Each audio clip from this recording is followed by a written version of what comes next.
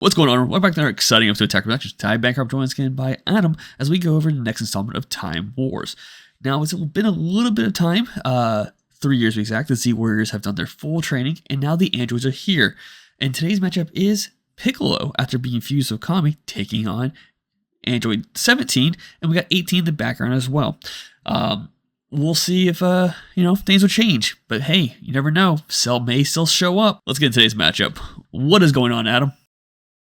I'm just living the dream. Easily my favorite fight of the entire franchise here. Oh my gosh. It is you and Jake playing against each other. Jake couldn't join us today. And I want to go over real quick his deck. For this particular leader, we kind of mapped up all the leaders in a template. We try to get a variety out there. This is the Did They Wish, which on the backside is a Piccolo leader.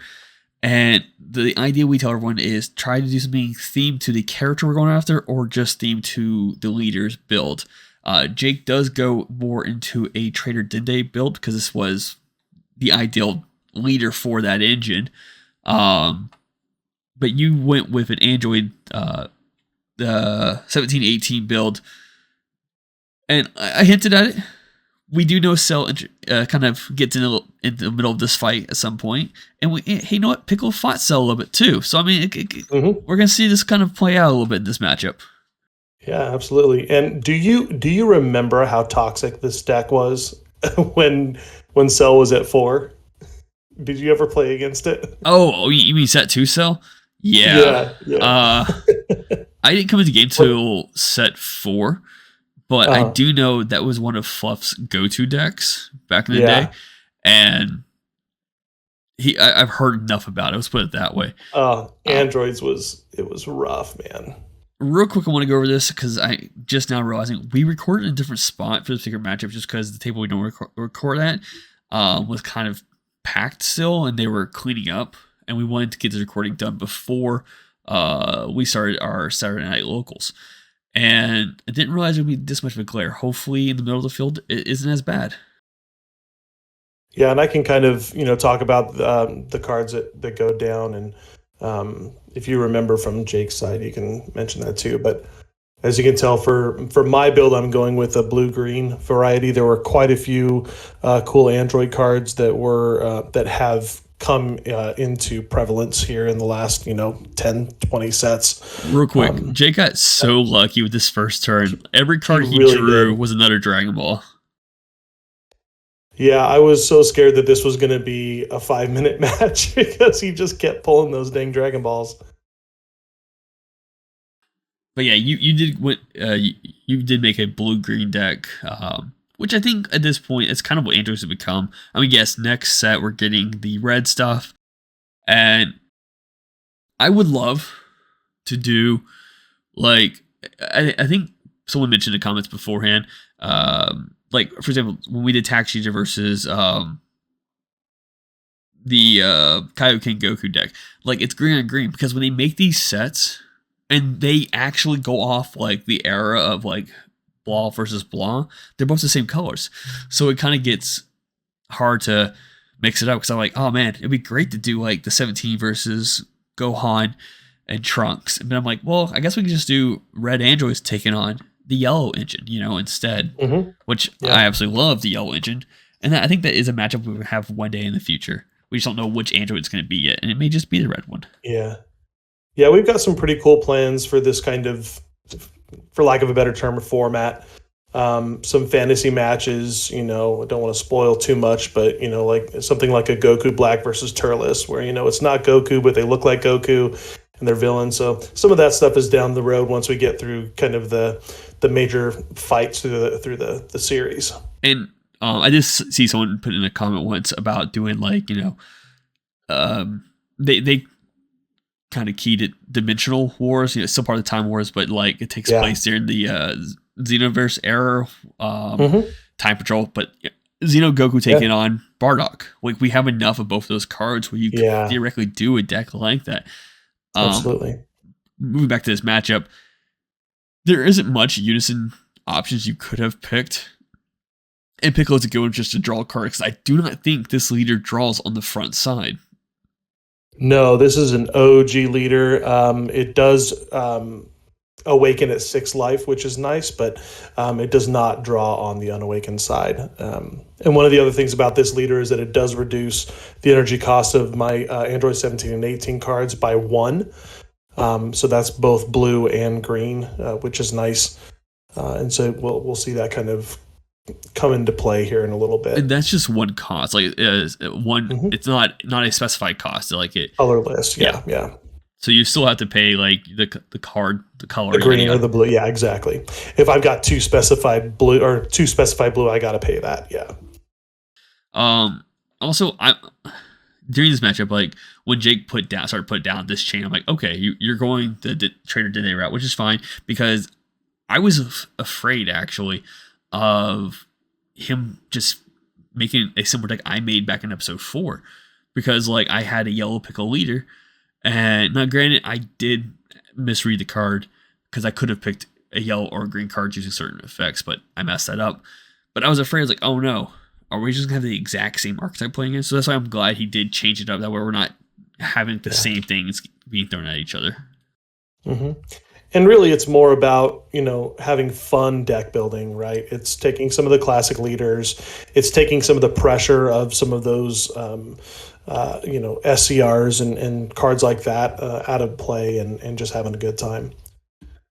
So here we can see a card that actually puts in quite a bit of work. It's a 3-cost Android 18 that has critical and barrier 20k power, and I get to play her for 2, which is fantastic. Getting her out early game is really nice. Yeah, and it's 20k. You said, right? It is, yeah, it's 20k. Oh, on the awakened side, it's 25, but on this unawakened side, it's only 20. Yeah, it's on the other side. Yes, okay. You haven't taken damage yet, so it's still just a flat 20. Because that becomes even harder to deal with, Granted, with Jake's hand, he's been what Dragon Balls do best. They just thin the deck out and then you just draw. Unfortunately, he did just practically trade a bunch of Dragon Balls early on, which kind of took away some of that draw potential he could have just gotten, or at least, in my opinion, thinning. I'd rather not draw into a Dragon Ball, but in this case, it comes in handy. Using Radar to bring back a Dragon Ball back, and then also bring a Desire card, which works great with this leader. There isn't much yellow Desire cards that I can recall that can work with this deck. I think there's a few that came out during when Goku Black became a yellow Wish leader, but I think that was that was for that deck if I recall correctly. I might be wrong on that though. I think you're right. Yeah. Yeah, the amount of access that he had to his drop area was surprising to me. I've never played against Traitor Dende, so this was, a learning curve for me. And now he gets to see that I am playing the cell chain, trying to get that. Which, like I said, in this fight, this did happen. Snell snuck in there. Mm-hmm. Stopped their fight before they could beat the crap out of each other. I will say though. So I remember this particular moment. Jake saw the engine you had, and he hasn't seen this engine in a while because no one really plays the engine anymore. There is a one-of card, a card that's limited, and it is the 3-drop. So it's one of those things. Like, do you see the 3-drop? Great, this chain comes super cheap for you. You're able to kind of go into it very easily, but if you don't see it, then you're kind of screwed almost. And he saw the 5-drop, and he thought that was the limit card.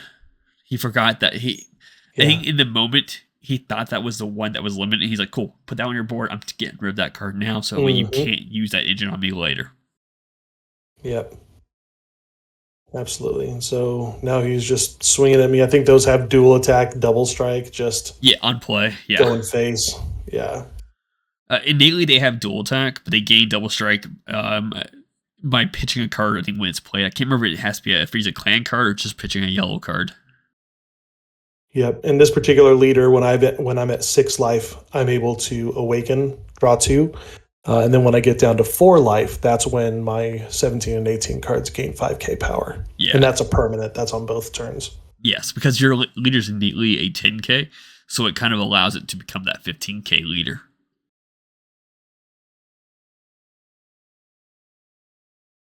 And here we have just him just trying to go down to that get another 3 life. Feels a little bit safe to kind of pick at you. If he wants to go for 18, he has to now combo, I think, 3 cards to put it into threat damage, and it just becomes super risky. So he's just now focusing on your leader and your leader only. Right. Yeah. And even though that Android 18 is 1 cost less, I want to try to keep her on the board as much as I can because it's so nice to have a barrier crit on the board. Oh, I forgot that's barrier too. Yeah. Mm-hmm.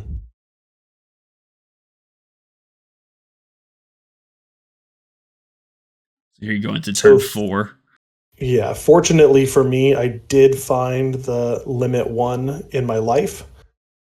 So that cell absorbs a 17.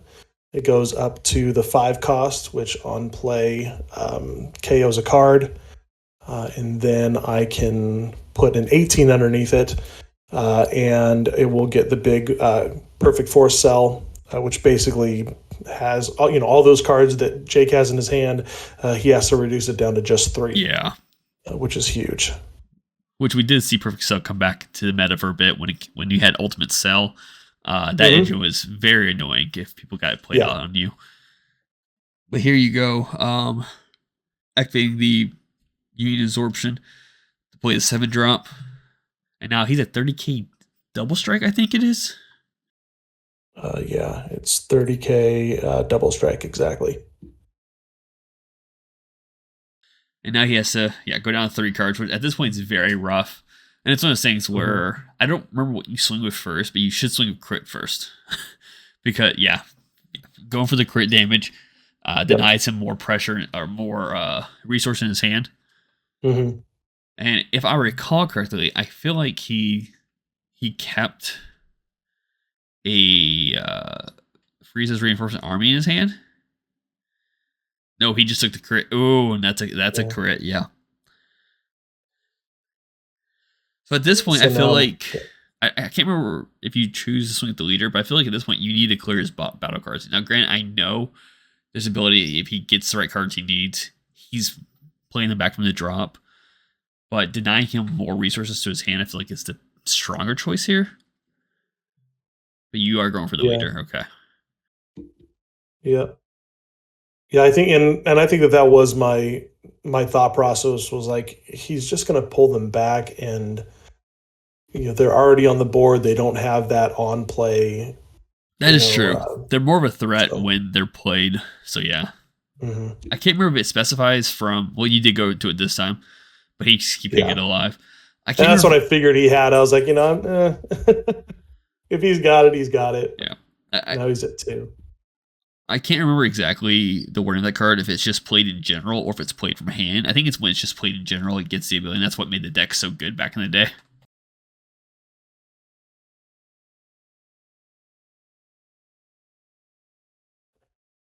Yeah. So now, I mean, although Jake doesn't really have a whole lot of cards in his hand, he has like that stupid card where he can just and this is a card to rebuild his board. In this deck particularly, you do it for free using Leader's ability, get to play 1, and one of the freezes, I think, when play will pop a card. So I don't think you're gonna have sell for much longer. No. And this is the one where you get to look at the hand. So he's reading this card just to figuring out what it is before he plays it. And I forgot that like the 4-drop 18 you have in your hand as well. She is the counterplay reduced by 3 if you have a unison board. I always thought it was a blue unison or something particular. I'm not sure what I thought, but I saw you playing. I'm like, yo, okay. Yeah, that's right. That does work. Yep. So here he's double checking the effect. You can't play another one of those, but you can, if you wanted to, bounce it back to your hand. Right. Yep. So here he has 2 dual attacks. I can't remember if that one's innately double strike top of my head. I have a feeling they're all double strike. Well, the other ones gain double strike on play, but they don't have them Oh, anymore. They're the one innately. closest to his leader, I think the one closest to his leader has double I think it strength. has innately, but we'll see what happens. Yeah.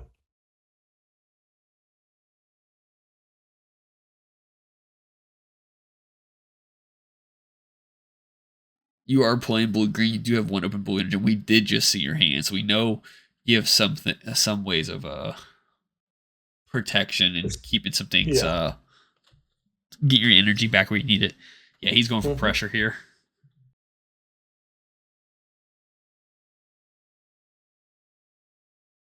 Well, and I And think that he's trying to replenish his hand at this point.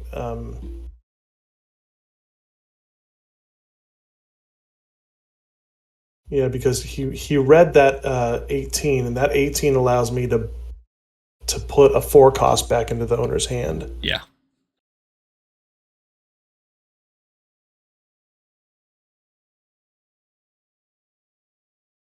I'm gonna say that is one.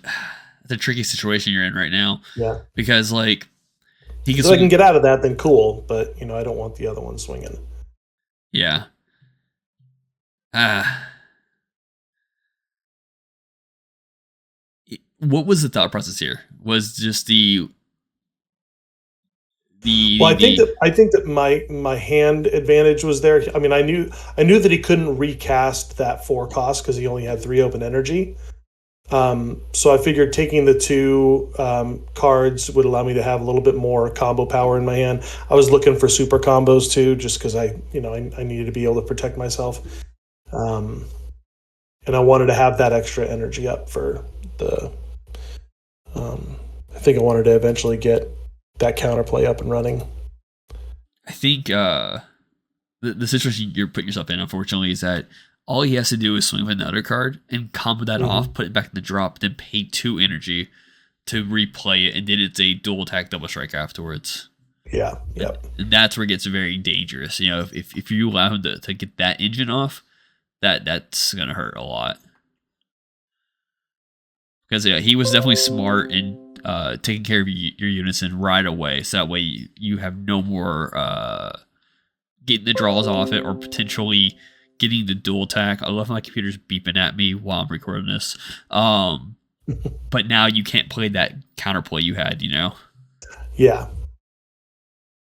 Yep. Oh, he had another one to drop anyways. So Yep. yeah, and there goes the cell, Yep. unfortunately.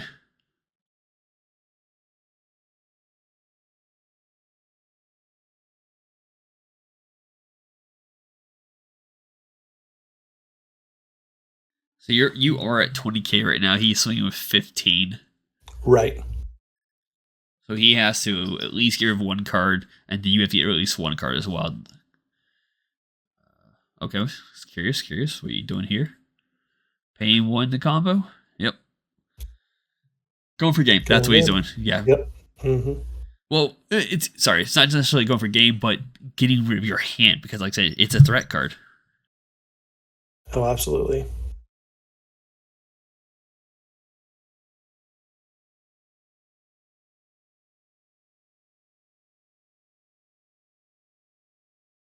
But like you said, I Yeah. know that I'm at 20, right? And This is where I think.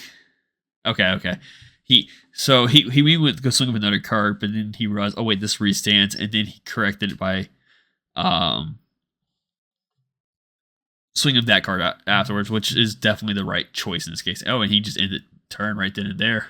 yeah, yeah, I mean, yeah, he can't go for game anymore, and one more whatever attack you go with, you're blocking it practically. So yeah, he couldn't go for game. Instead of giving you one extra card to your hand, just passing turn and hoping he can hang on to it. Now, granted, he's tapped out. I think he only has one card in his hand right now, which is the card you gave him earlier.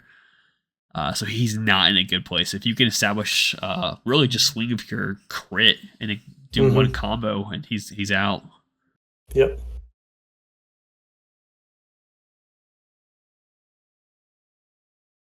Yeah, at this point in time in the game, it really did feel like the anime where they're just punching each other in the stomach, waiting for one to show a sign of weakness.